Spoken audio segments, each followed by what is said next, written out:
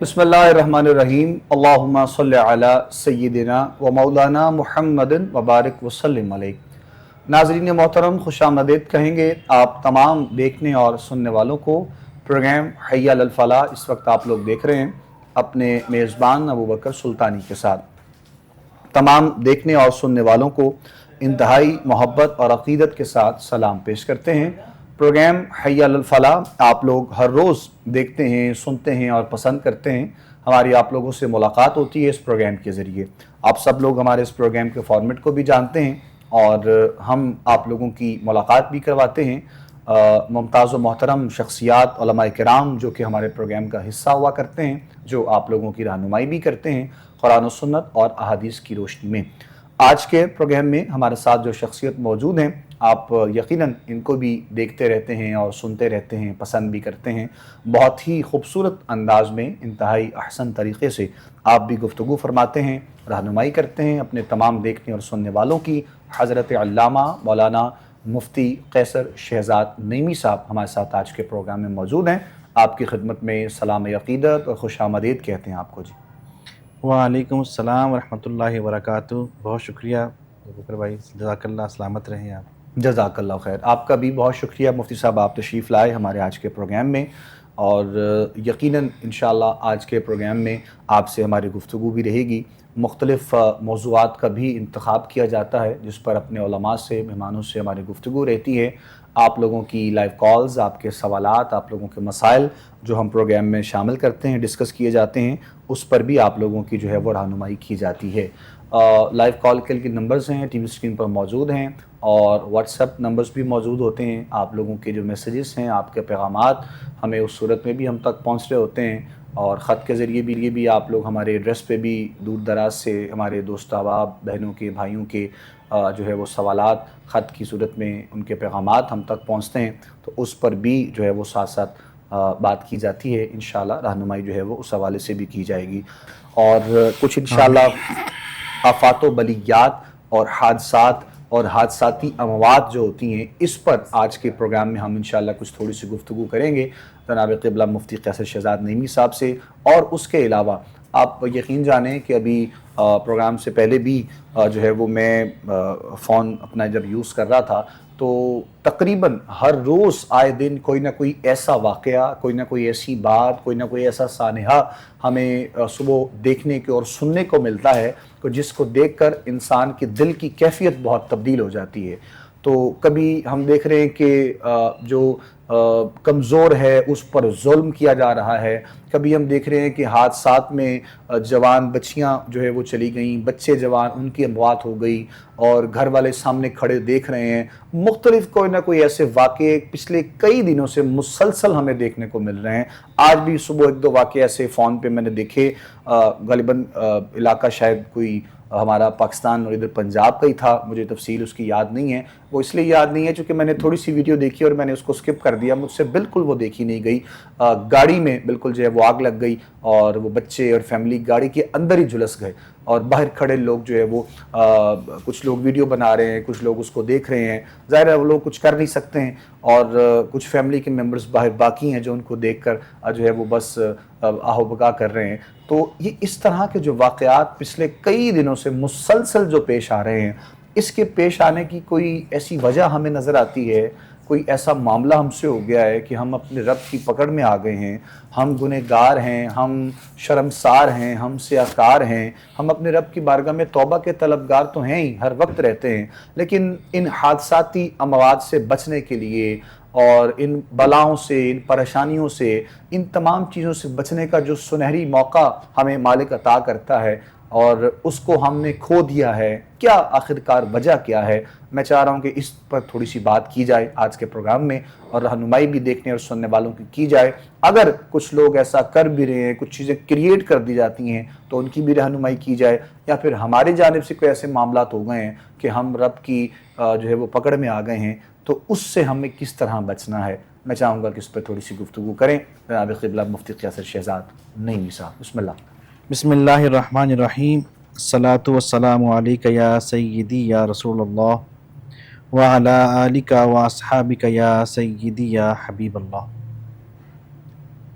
سب سے پہلے تو جیسے کہ ابوبکر بھائی نے انٹرو میں گفتگو کی کہ یہ مونسون کا جو مہینہ چل رہا ہے، بارشوں کا سیزن ہے، سیلاب کی وجہ سے جو ہمارے اہل وطن، ہمارے پاکستانی بہن بھائی اس میں پھنسے ہوئے ہیں، اس کی وجہ سے بے گھر ہوئے ہیں، جو جانوں سے ہاتھ دھو بیٹھے ہیں، اور جو جن مشکلات اور مصائب کا شکار ہیں، ہم سب کو من حیث القوم اللہ کی بارگاہ میں ان کے لیے دعا کرنے کی ضرورت کے ساتھ ساتھ ان کی اپنی حیثیت کے مطابق ان کی مدد کے لیے آگے بڑھنے کی ضرورت ہے، اور ہمیں ایک قوم بن کر اس آفت اور اس جو مشکل گھڑی ہمارے ملک کے، ہمارے باسیوں پہ، رہنے والوں پہ جو مختلف علاقہ جات میں، شمالی علاقہ جات یا دیگر علاقہ جات میں آئی ہے، اس کے لیے حکومتی سطح پر تو حکمران یا حکومتی جماعتیں یا حکومتی عہدیدار اپنی طرح کوشش کر رہے ہوں گے، ہمیں اپنی ہمت، بساط اور اوقات کے مطابق ان کے لیے آگے بڑھنا چاہیے۔ ہم بھی دعا گو ہیں، اللہ تعالی ہم سب کو توفیق عطا فرمائے کہ ان کی مدد کر سکیں، ان کے کسی کام آ سکیں، اور اللہ کریم ان کی مشکلیں جو ہیں ان کو آسان فرمائے۔ آمین۔ ابوبکر بھائی، اللہ تعالیٰ کے نبی صلی اللہ علیہ وآلہ وسلم نے چند وہ اموات جن کے لیے حکماً شہادت کا درجہ عطا فرمایا ہے، ان میں سے ایک وہ جو والغریق اور والحریق کے الفاظ آتے ہیں جسے مبارکہ میں، وہ لوگ جو پانی میں غرق ہو کر جن کی موت جو ہے وہ آ جاتی ہے، اور وہ لوگ جو کسی وجہ سے آگ میں جلس کر جن کی ڈیتھ ہو جاتی ہے، وہ لوگ ان کی موت بھی حکماً شہید کی موت کے تابع جو ہے وہ اس کو کنسیڈر کیا جاتا ہے، ان کو شہید کہا جاتا ہے جسے مبارکہ میں۔ اور ایسی آفات سے بچنے کے لیے ہمیں کیا کرنا چاہیے؟ بن حیث اسلام مسلمان ہونے کے ناطے ہمارا یہ ایقان ہے، یقین ہے، ایمان ہے کہ اللہ کی مرضی اور منشا کے بغیر دنیا میں کوئی ایک پتا بھی نہیں حرکت کرتا۔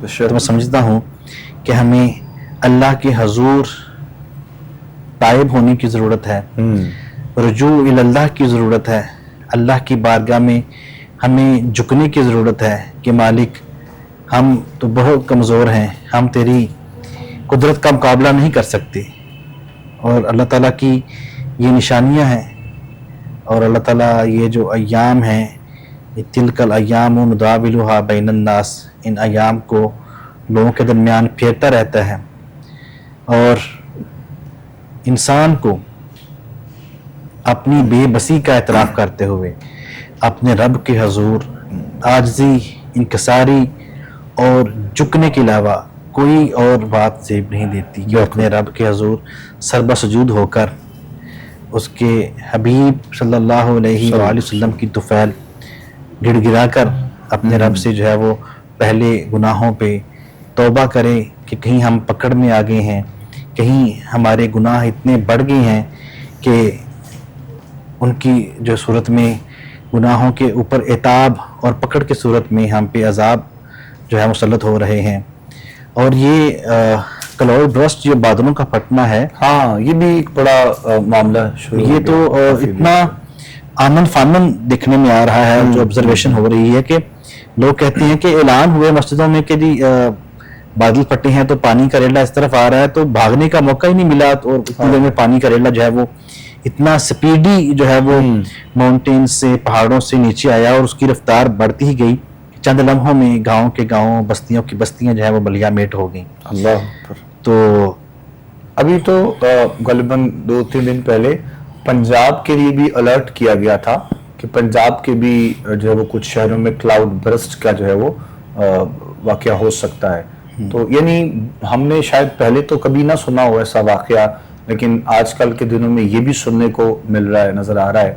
تو اس کی کیا وجہ ہو سکتی ہے مفتی صاحب؟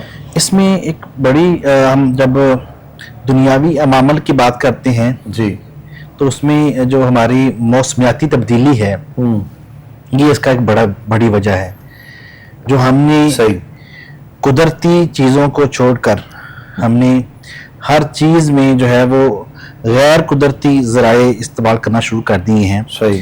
اس کی وجہ سے جو زمین پر ایک حدت اور یہ جو موسم میں ایک عجیب سی تبدیلی آ رہی ہے, یہ ایک بڑی وجہ ہے. ابو بکر بھائی دیکھیں, سن کے دیکھ کے افسوس بھی ہوتا ہے کہ اللہ نے سورج, چاند, ستارے, دن رات ہمارے لیے بنائے ہیں.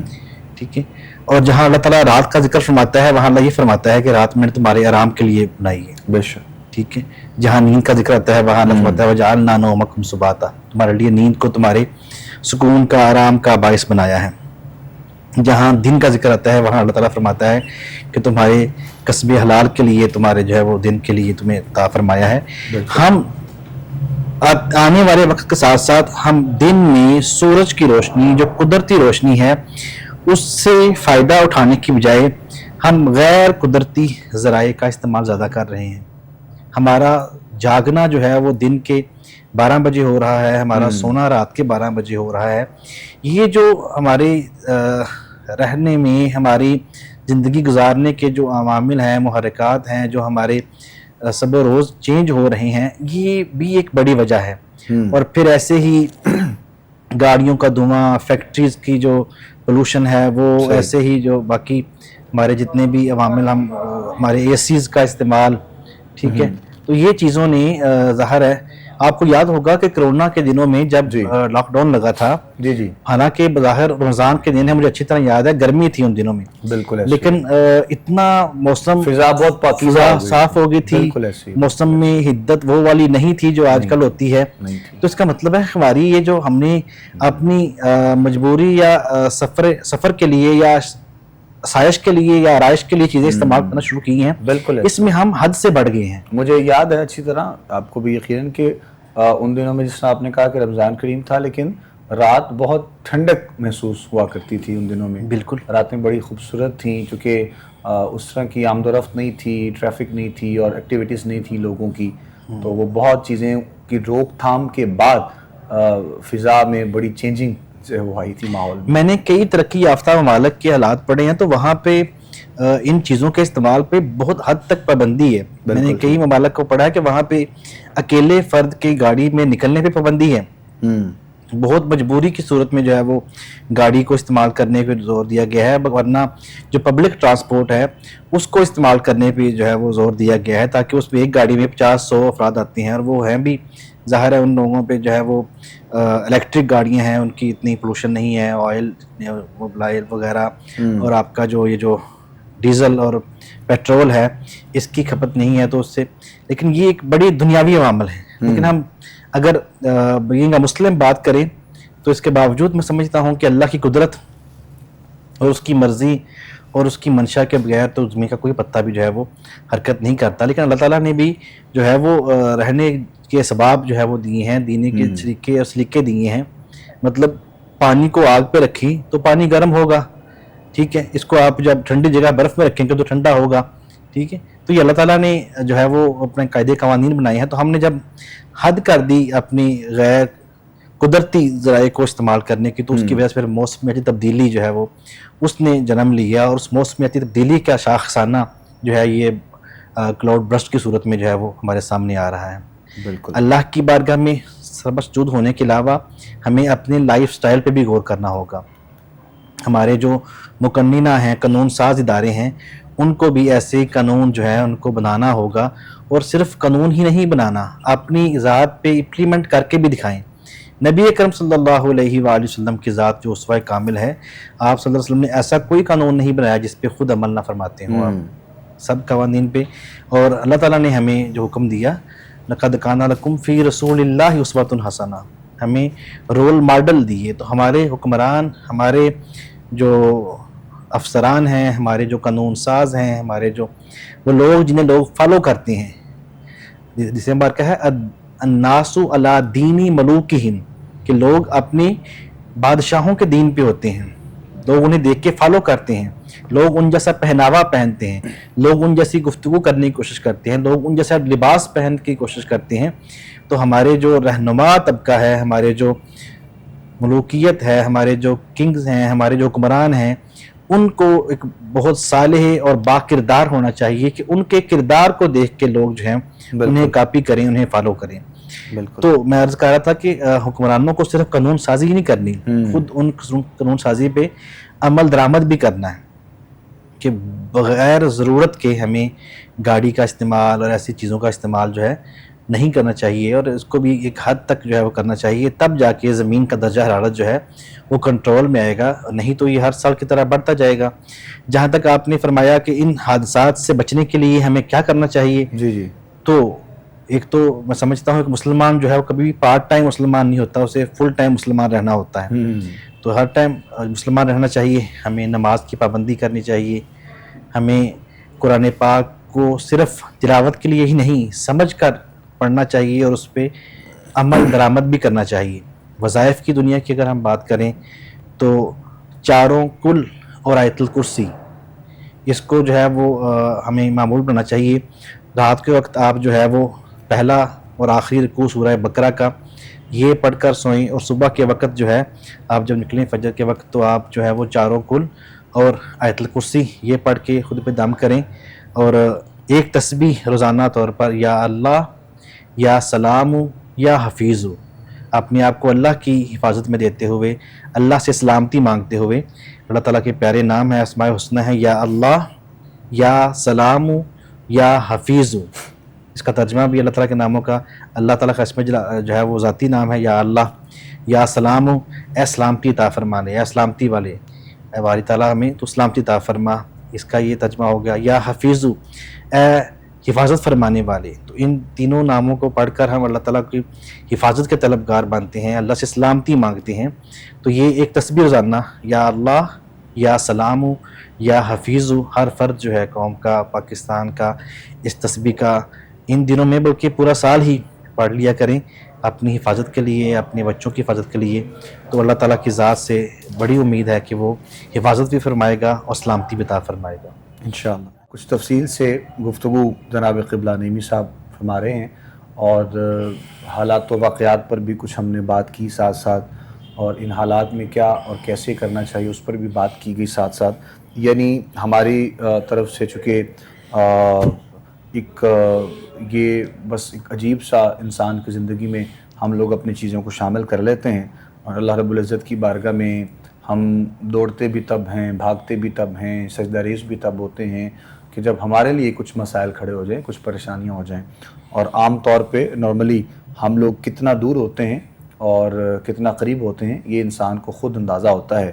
ایسی چیزوں میں تو انسان کسی سے کچھ چھپا نہیں سکتا ہے، یعنی کسی سے چھپا بھی لے لیکن اللہ رب العزت کی بارگاہ میں ایسی چیزیں چھپائی نہیں جاتی ہیں، چونکہ وہ کریم ہے، وہ مہربانی کرنے والا ہے۔ تو لہٰذا خاص طور پر کچھ وظائف کی صورت میں بھی چیزیں مفتی صاحب نے بتائی ہیں ہمارے ان بھائیوں کے لیے، ان لوگوں کے لیے جو اس صورتحال میں ہوتے ہیں یا ہیں آج کل کے دنوں میں، ان سب کے لیے بھی۔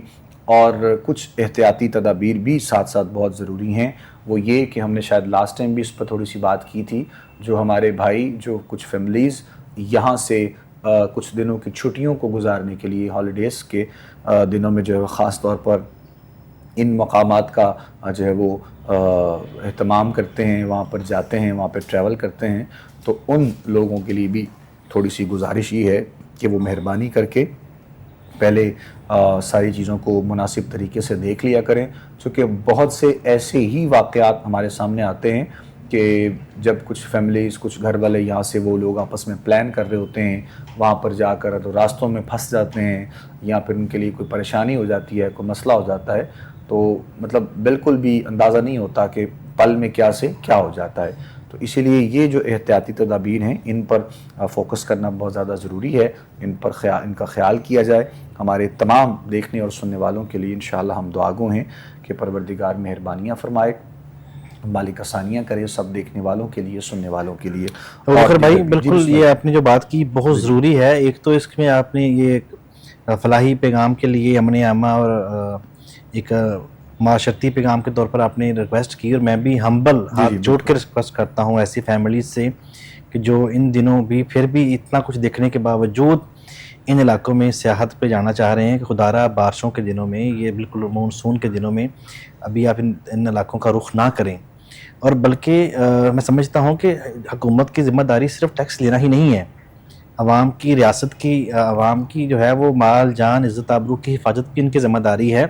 تو بین کر دینا چاہیے ان علاقوں میں جانا ان بالکل. دنوں میں، کیونکہ نہیں صورتحال جو ہے نا کنٹرول میں، ظاہر ہے قدرتی آفت ہے، نہیں پتہ چلتا کب آئے گی. تو لوگ، غیر ملکی لوگ بھی ایسے موسم میں اگر پاکستان میں آئیں تو ان کو جو سیف محفوظ علاقے ہیں ان کی طرف گائیڈ لائن جو ہے وہ دینی چاہیے.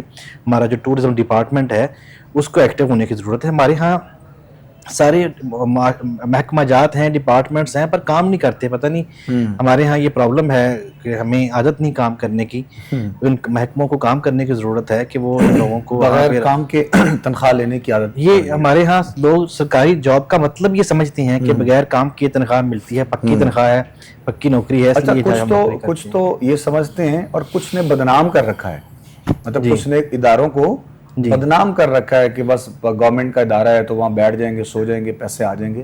حالانکہ ایسا نہیں ہے. بہت سے اداروں میں تو ہم خود جاتے بھی ہیں، دیکھتے ہیں کہ وہاں پر ان کے سپیس کیا ہیں، ان کی ایکٹیویٹیز کیا ہیں، ان لوگوں کا کام کا ماحول کیسا ہے. لیکن لوگوں نے بس ایک عجیب سا جو ہے وہ ماحول بنا دیا لوگوں کے لیے. لیکن جہاں اداروں میں کام ہوتا بھی ہے وہاں بھی کاموں کی سپیڈ جو ہے ہمارے اداروں میں وہ چونٹی کی سپیڈ پہ چلتے ہیں. دنیا جو ہے وہ بہت تیز ہے، دنیا بہت دور جا چکی ہے. ہمیں بھی اپنی سپیڈ کو جو ہے وہ تھوڑا بہتر کرنے کی ضرورت ہے. تو سرکاری ملازموں سے بڑی ہاتھ جوڑ کے گزارش ہے کہ آپ عزت نفس پہ حرف نہ آئے. آپ کام کرتے ہوں گی خدا را اپنی فرض منصبی سمجھتے ہوئے اپنی ڈیوٹی کے ساتھ ساتھ اللہ کو جواب دہی کے طور پر بھی کام کیا کریں تاکہ ملک ہمارا ترقی کرے، لوگوں کا ہمارے ملک پہ اعتماد بڑھے. چاہے وہ ہمارا عدلیہ کا ادارہ ہو یا دیگر ادارے ہوں. ہمیں 140 نمبر پہ یہ ادارے منظور نہیں ہیں. اسلام پہ بننے والے ملک کے اداروں کو ایسے معاملات میں پہلے 10ویں نمبر پہ آنا چاہیے تھا، ٹاپ 10 میں آنا چاہیے، نہ کہ 140 میں. اللہ تعالیٰ ہمارے ملک کے اداروں کی خیر فرمائے. آمین آمین آمین. انشاءاللہ دعا گو ہیں پروردگار مہربانی کرے جی، آسانیاں کرے مالک. اور مزید آگے بھی بڑھیں گے انشاءاللہ. کچھ سوالات بھی ہم تک پہنچ رہے ہوتے ہیں واٹس ایپ کے ذریعے بھی، تو ان کی طرف سے بھی انشاءاللہ ہم کوشش کریں گے کچھ رہنمائی جو ہے وہ دیکھنے والوں کی، سننے والوں کی ضرور ساتھ ساتھ جو ہے وہ کی جائے، تاکہ جو اب ہم تک اپنے میسیجز پہنچا رہے ہوتے ہیں ان کی بھی انشاءاللہ ساتھ ساتھ رہنمائی بہت ضروری ہے. ایک فیملی ہے، غالباً انہوں نے شاید، مجھے یاد ہے کہ کچھ دن پہلے پرسنل بھی مجھے کال کی تھی. تو ان کا جو مسئلہ ہے، گھر میں بچے رات میں ڈرتے ہیں. ان کا کہنا یہ ہے کہ میں نے بلکہ ان کو کہا تھا کہ میں انشاءاللہ لائیو ڈسکس کر لوں گا، رہنمائی علامہ صاحب آپ کی کر دیں گے. تو بچے، ان کا کہنا یہ ہے کہ رات میں نا بچے ڈر اور خوف کا شکار ہوتے ہیں گھر کے جو ہمارے سوتے وقت، اور یہ کافی عرصے سے جو ہے وہ گھر میں ایسی صورتحال پیش آ رہی ہے. تو اس کے لیے ہمیں کچھ بہترین طریقہ بتا دیجئے کہ کیا عمل کرنا چاہیے اس کے لیے. سب سے پہلی چیز تو یہ ہے کہ ہمیں بچوں کی ایکٹیویٹیز پہ نظر رکھنے کی ضرورت ہے کہ ان کی سرگرمیاں کیا ہیں. بچوں کو لیپ ٹاپ دے کر، بچوں کو موبائل دے کر ہم اپنے کاموں میں بزی ہو جاتے ہیں. ہم نہیں چیک کرتے کہ بچے کس طرح کی موویز، کس طرح کی کارٹون دیکھ رہے ہیں. عموماً بچے ایسی ہارر موویز یا ہارر کارٹون دیکھتے ہیں جن میں ڈراؤنی شکلیں، ڈراؤنے کردار ہوتے ہیں. بالکل صحیح. تو بچوں کی ایج میں ایسا ہوتا ہے کہ جو بچہ سارا دن ایکٹیویٹی کرتا ہے عموماً رات کو خواب میں وہی دیکھتا ہے. سارا دن پڑھنے والا بچہ رات کو خواب میں پڑھ رہا ہوتا ہے، بڑبڑا رہا ہوتا ہے. صحیح ہے. سارا دن کھیلنے والا بچہ رات کو خواب میں بھی ٹانگیں مار رہا ہوتا ہے کہ وہ کھیل رہا ہے جیسے. اور سارا دن موبائل دیکھنے والا بچہ جو موبائل میں دیکھتا ہے رات کو خواب میں اس کو وہی چیزیں نظر آ رہی ہوتی ہیں، وہی گیمز، وہی کارٹون اور وہی ڈراؤنی شکلیں. تو پھر اس سے ڈر جاتا ہے. ایک وجہ یہ بھی ہوتی ہے. بالکل ٹھیک ہے. تو یہ صرف ان سوال والوں بہن بھائی کو لیے نہیں، اوور آل ہم سب ناظرین کے لیے، ویورز کے لیے بات کر رہے ہیں کہ اپنے بچوں کو کارٹون بھی دیکھنے ہیں تو کوئی اچھے کارٹون بھی ہیں وہ دکھا دیے جائیں بچوں کو، نہ کہ ایسے ڈراؤنے جنہیں دیکھ کے وہ رات کو ڈرتے رہیں. دوسرا، گھر کے ماحول کو پاکیزہ رکھیں. صفائی الطہور شطر الایمان ہمارے لیے ہی نازل ہوا تھا، اور صفائی سے مراد صرف جو جگہ نظر آ رہی ہیں ان کی صفائی نہیں ہوتی.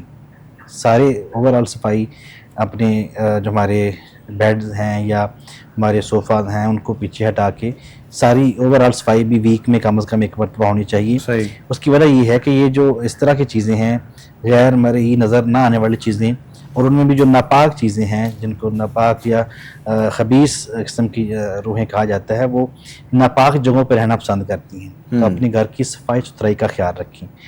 تیسرا عمل پڑھائی کی بات کریں تو چھوٹے بچے ہیں تو وہ ظاہر ہے وہ نہیں پڑھیں گے، تو ان کے والدین ان کے اوپر جو ہے وہ سوتے وقت آیت الکرسی 3 مرتبہ دم کر کے پانی پہ، یا انہیں ڈائریکٹلی دم کر دیں یا پانی پہ دم کر کے انہیں پلا دیں، اور انشاءاللہ الرحمن اس کو سوتے وقت گھر کو جو ہے اس کا حصار بنا لیں انگلی سے 3 دفعہ آیت الکرسی پڑھ کے، تو اللہ تعالیٰ کی اس پیاری صورت مبارکہ، اس پیاری آیات جن کو آیت الکرسی کا نام دیا گیا ہے، اس کی برکت سے وہ اللہ کی حفاظت میں آ جائیں گے، ایسی چیزوں سے وہ محفوظ رہیں گے۔ تو یہ وظیفہ ہے، اور ساتھ کچھ ہدایات بھی عرض کر دی ہیں، ان پہ عمل کریں تو انشاءاللہ آپ دیکھیں گے چیزیں بہتری ہوں گی۔ یہ گھر کے ماحول کو اچھا اور بہتر سے بہتر بنایا جائے تو انشاءاللہ چیزیں بدل جاتی ہیں۔ آج کل تو ویسے ہی ہمارے جب سے سوشل میڈیا بہت زیادہ فاسٹ ہوا ہے تو گھر کا جو ماحول ہے وہ بھی ہمارا سوشل جو ہے کی نظر ہو گیا ہے۔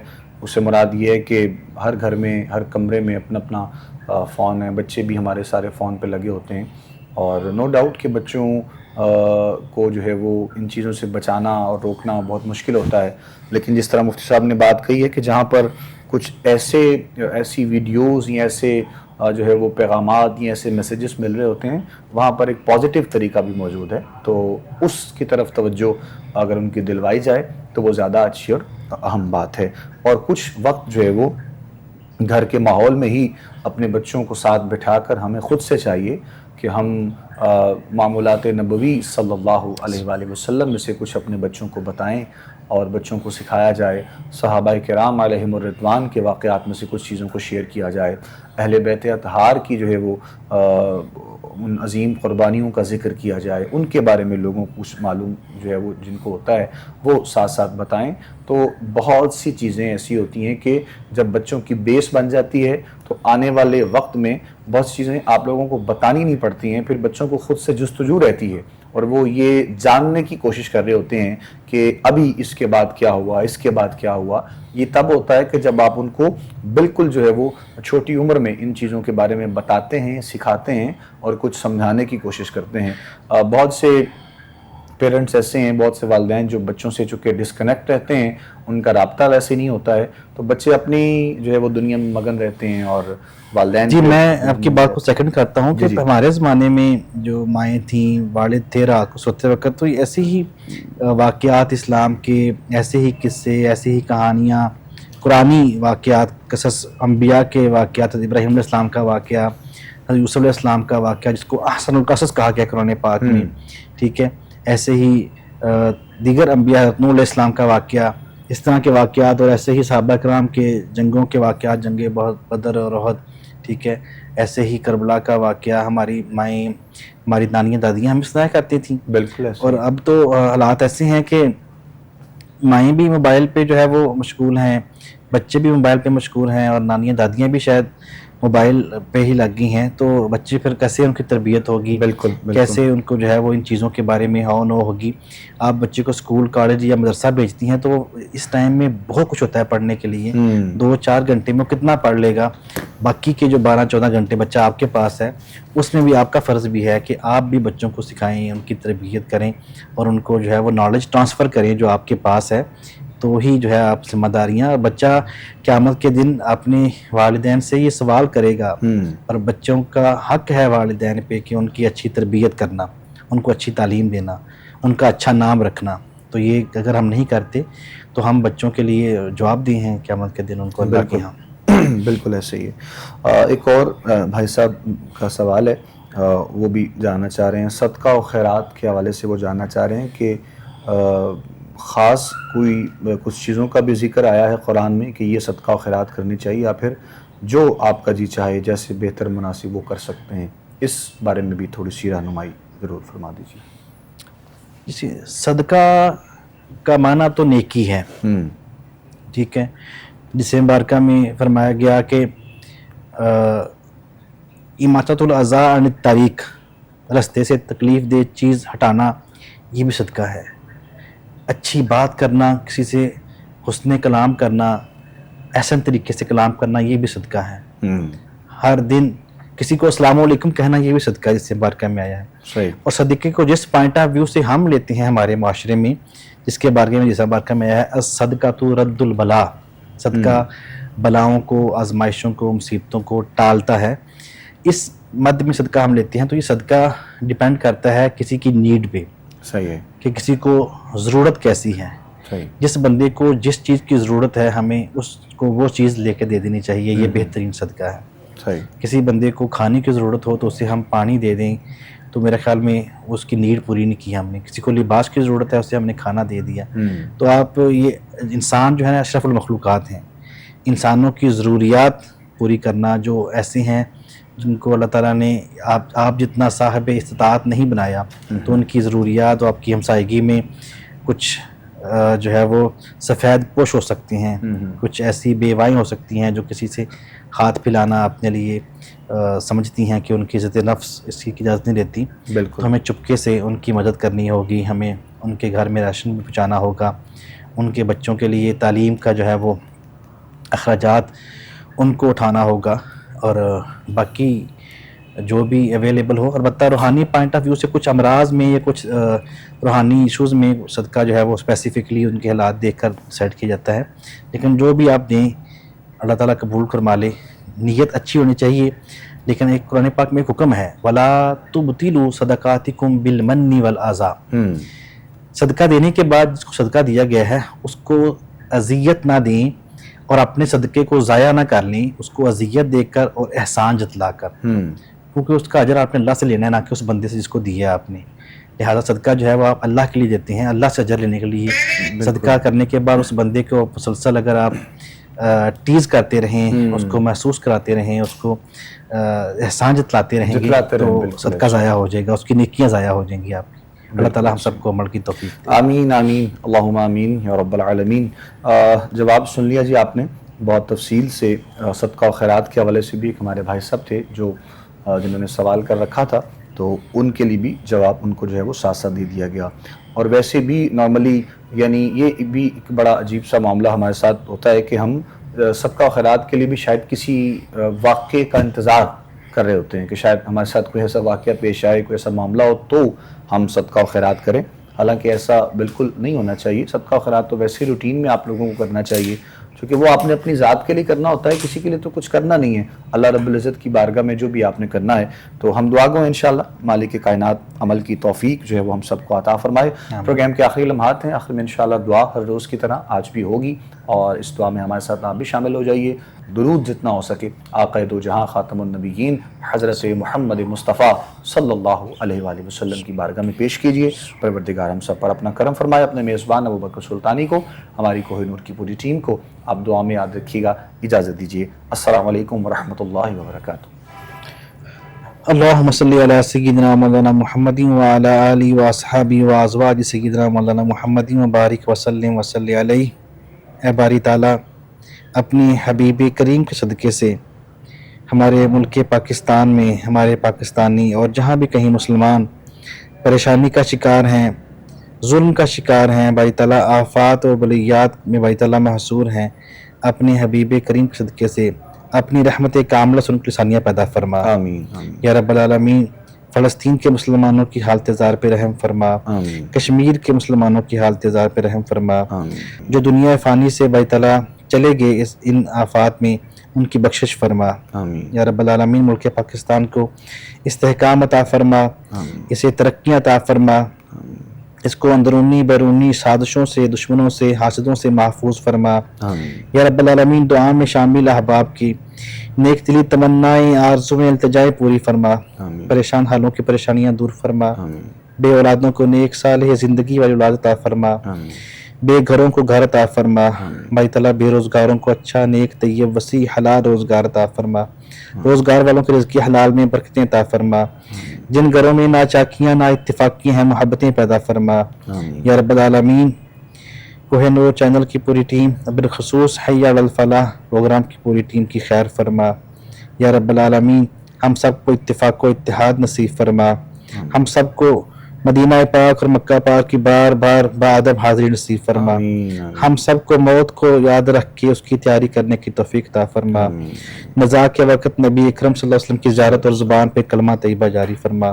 صلی اللہ تعالی علی رسولہ خیر خلقہ محمد و آلہ و صحبہ اجمعین برحمتک یا ارحم الراحمین.